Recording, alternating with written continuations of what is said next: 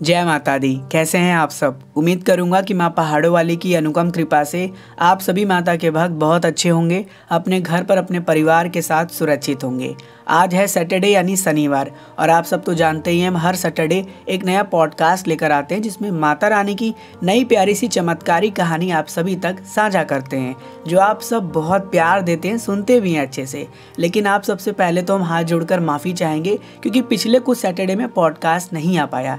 इसका रीज़न यही था कि हम माता रानी के दरबार थे, फिर दरबार से जब हम घर आए तो डिजिटल यात्रा को एडिट किया, उसमें समय चला गया और हमें समय नहीं मिल पाया। और आप सब तो जानते हैं कि पॉडकास्ट सीरीज कितना टफ होता है क्योंकि दूसरे की कहानी को समझकर फिर आपको सिंपल लैंग्वेज में बताना थोड़ा सा मुश्किल हो जाता है, लेकिन माता रानी के आशीर्वाद से और आप सबके प्यार से हम ये कर पाते हैं। तो खैर आप सबसे फिर से माफ़ी चाहेंगे और कोशिश करेंगे कि आने वाले समय में आपको पॉडकास्ट मिलता रहे। अगर आपके पास भी कोई ऐसी चमत्कारी कहानी है जो आपसे जुड़ा हुआ है और आप हमें साझा करना चाहते हैं तो हमारा ईमेल आईडी है ayushmaurya@gmail.com। आप हमें ईमेल कर सकते हैं। इसके साथ साथ आप हमें व्हाट्सएप पर वॉइस मैसेज भी भेज सकते हैं। हमारा व्हाट्सएप नंबर है 7505278207।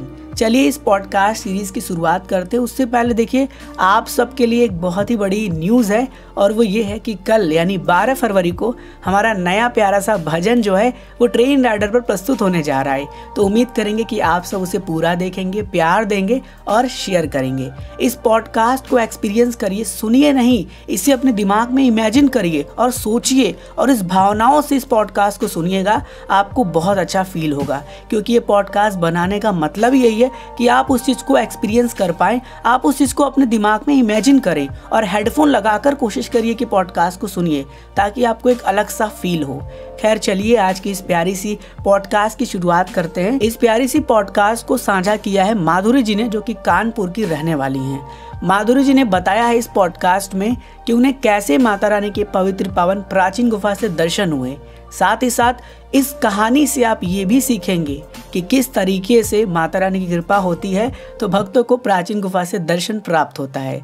हालांकि माधुरी जी की इच्छा यही थी कि इन्हें माता रानी के पवित्र प्राचीन गुफा से दर्शन करना है और इन्हें ट्रेन राइडर यूट्यूब चैनल पर 14 जनवरी 2023 को ये पता चला कि माता रानी की पवित्र पावन प्राचीन गुफा के कपाट भक्तों के लिए खोल दिए गए हैं। उसके बाद तो इनके खुशी का ठिकाना नहीं रहा। इन्होंने जल्दी जल्दी अपना टिकट कराया और 20 जनवरी को इनको टिकट मिला।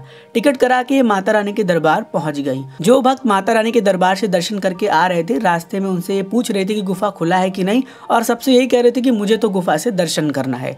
ऐसा कहते कहते ये आगे बढ़ रही थी। अर्धकुंवारी मंदिर के पास जैसे ही पहुंचती हैं तो वहां से अचानक कोई अननोन व्यक्ति इनसे मिलता है और पूछता है कि आप बड़ी खुश हैं, किस तरह से आप अपनी खुशी जाहिर करके दरबार जा रही हैं, क्या कुछ रीजन है। तो उन्होंने बताया कि मुझे तो माता रानी के पवित्र पावन प्राचीन गुफा से दर्शन करना है, इसी खुशी से मैं माता रानी के दरबार जा रही हूँ। तो उन्होंने बताया कि देखिए माता रानी की जब तक इच्छा नहीं होगी तब तक आपको उस गुफा से दर्शन नहीं होगा। तो उन्होंने कहा कि अरे मेरी माता रानी है और मैं सबसे कहते हुए आ रही हूँ तो मुझे तो माता रानी दर्शन जरूर देंगी। मैं तो दरबार जा रही हूँ, आप ऐसा कहते रहिए, ऐसा कुछ नहीं होता है, मुझे तो दर्शन हो ही जाएगा, माता रानी की अनुपम कृपा है, मैं तो दरबार जा रही हूँ। ऐसा कह के दरबार की ओर आगे बढ़ गई। ठीक रात को 8 बजे दरबार पहुंच गई और इन्होंने अपने पॉडकास्ट में बताया भी है कि ट्रेन राइडर से इनको इन्फॉर्मेशन मिली थी कि रात को 10 बजे के बाद प्राचीन गुफा के कपाट खुलते हैं। इस दौरान 8 बजे के बाद ये अपना फ्रेश होके माता रानी के दर्शन के लिए तैयार हो गई। लाइन में लग गई लेकिन गुफा से दर्शन हुआ नहीं। फिर ये पूरी रात गेट नंबर 5 के पास इंतजार करती रह गई कि अब गेट खुलेगा, माता रानी के गुफा से दर्शन होगा, लेकिन गुफा उस दिन खुला ही नहीं और इनको दर्शन हुआ ही नहीं क्योंकि भीड़ थोड़ा ज़्यादा थी, इस वजह से गुफा के कपाट बंद थे। फिर इन्होंने कहा कि कोई बात नहीं, माता रानी ने जब इतना परीक्षा लिया है तो आज फिर एक और परीक्षा हम दे देंगे। सुबह में भी इन्होंने कोशिश किया कि माता रानी की गुफा से दर्शन किया जाए, लेकिन सुबह में जैसे ये लाइन में लगी तो गुफा जो है खुला नहीं था और इन्हें फिर से वैसे ही दर्शन हुए। ऐसा आशा लेकर ये कई बार लाइनों में लगी लेकिन इन्हें गुफा से दर्शन उस दिन नहीं हुआ। इन्होंने सोचा चलो रात को फिर हम कोशिश करेंगे।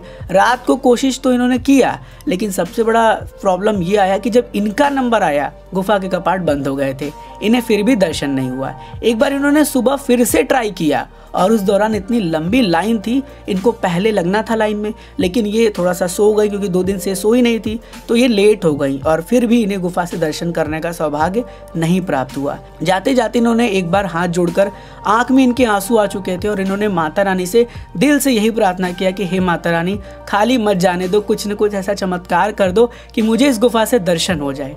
इतनी बात कह के ये अर्धकुंवारी की ओर बढ़ रही थी और जब ये अर्धकुंवारी पहुंची तो फिर इन्हें वही आदमी मिला। उस आदमी ने एक बात कहा कि देखो, मैंने आपसे कहा था कि आपको गुफा से दर्शन तभी होगा जब माता रानी चाहेंगी, और अगर आप ये कह रहे हो कि मुझे गुफा से दर्शन हो जाएगा या आप ये बताइए कि दर्शन होगा कि नहीं, तो ऐसा नहीं है। जब तक उनकी इच्छा नहीं है तब तक नहीं होगा। अच्छा ठीक है, आप जाओ और दरबार में दर्शन करो, आपको गुफा से दर्शन ज़रूर होगा। याद रखना, आपने ऊपर अरदास लगाई है और आपका अरदास ज़रूर स्वीकार होगा। उस समय इनको इस बात का कोई ध्यान ही नहीं था। ये वहाँ से निकल पड़ी। जब ये निकल पड़ के आगे पहुंची तो फिर माता रानी की पवित्र पावन जो है भवन पहुंच गई, और जैसे ही इनका नंबर आया दर्शन के लिए, उसी समय गुफा के कपाट खुल गए और इन्हें माता रानी के पवित्र पावन प्राचीन गुफा से दर्शन करने का सौभाग्य प्राप्त हुआ। जब ये बाहर निकली तो इनके आंख में आंसू थे और ये बस माता रानी को धन्यवाद कर रही थी। ये यही कह रही थी कि हे माता रानी, तुमने कितना बड़ा चमत्कार किया है। जब ये दर्शन करके वापस आने लगी तो इन्हें याद आया वो आदमी, जो अनोन आदमी इन्हें अर्धकुंवारी पे मिला था, और उसने कहा था कि तुमने जो अरदास लगाई है ऊपर, वो अरदास स्वीकार हो चुका है, तुम्हें उससे गुफा से दर्शन ज़रूर होगा। और देखिए माता रानी कितनी मेहर थी। तब इन्हें समझ में आया कि हो सकता है वो आदमी कहीं ना कहीं माता रानी का कोई ना कोई स्वरूप था जिसने ये बात कही। ये बात इन्होंने किसी को नहीं बताया, ये तो वे भवन पे अरदास लगा के चली आई, लेकिन उस आदमी को कैसे पता चला ये बात। तो ये चीज़ जब इन्होंने सोचा तो इन्हें बहुत अजीब सा फील हुआ। वहीं पर उन्होंने बहुत रोया, और बहुत रोने के बाद हाथ जोड़कर फिर ये भवन की ओर से नीचे की ओर प्रस्थान करने लगी कि अब मैं जो है अब अपने घर जा रही हूँ। और अर्धकुंवारी पहुंचकर उस आदमी को उन्होंने बहुत खोजा, अर्धकुंवारी पर वो आदमी नहीं मिला, और तब इन्हें यही यकीन हुआ कि माता रानी की कितनी बड़ी मेहर थी। तो कहते हैं ना कि अगर आपका मन साफ है, सच्चे दिल से आप श्री माता वैष्णो देवी जी को याद करते हैं, उनके दरबार जाते हैं और अरदास लगाते हैं, तो वो अरदास कभी खाली नहीं जाता। आपने हमारी कहानी भी सुनी होगी, हमने कई सारा व्लॉग आपको अपलोड करके इन्फॉर्मेशन शेयर किया कि हमने भी बिल्कुल नहीं सोचा था, हम ये सोच के ही नहीं चले थे, हमें तो था माता रानी के दर्शन करना है। क्योंकि मैंने बहुत ऐसे लोगों को देखा है, कमेंट्स में पढ़ता रहता हूँ, यही पूछते हैं मुझे दर्शन होगा कि नहीं, मैं जा रहा हूँ तो क्या मुझे दर्शन हो जाएगा, मैं तो दर्शन के लिए जा रहा हूँ। ऐसा कभी मत सोचिए, आप अपने मन में रख लीजिए, माता रानी आपके मन की बात को जानती हैं, और जब आप वहाँ पहुँचेंगे, उनकी इच्छा होगी तो आपको दर्शन ज़रूर होगा। ऐसा नहीं है कि मेरे कहने से आपको दर्शन हो जाएगा।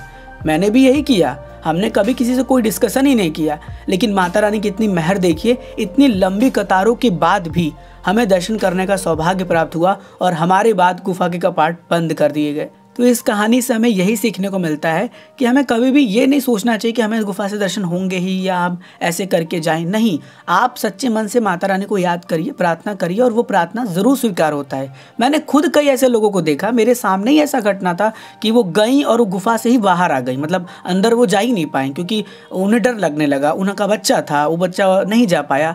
इस वजह से यही होता है। तो जब उनकी इच्छा होती है तो आपको दर्शन ज़रूर होता है। इस कहानी से तो आप ये सीख चुके होंगे, इसलिए मैं आपसे रिक्वेस्ट करूंगा कि इस कहानी को और शेयर करिएगा। कहानी इतनी ज़्यादा मुझे अच्छी लगी और इस कहानी में जो सीख मिला है वो बहुत बड़ी सीख मिला है, और इस सीख को हमारे खुद के यात्रा में हमने एक्सपीरियंस किया है कि ऐसा होता है। तो चलिए, इस पॉडकास्ट में हमने कोशिश किया कि आपको बहुत अच्छे से सभी बातों को बताया जाए, समझाया जाए, कहानी को एक्सप्लेन किया जाए, क्योंकि दूसरे की कहानी को समझकर दिमाग में रख के बताना थोड़ा सा टफ है।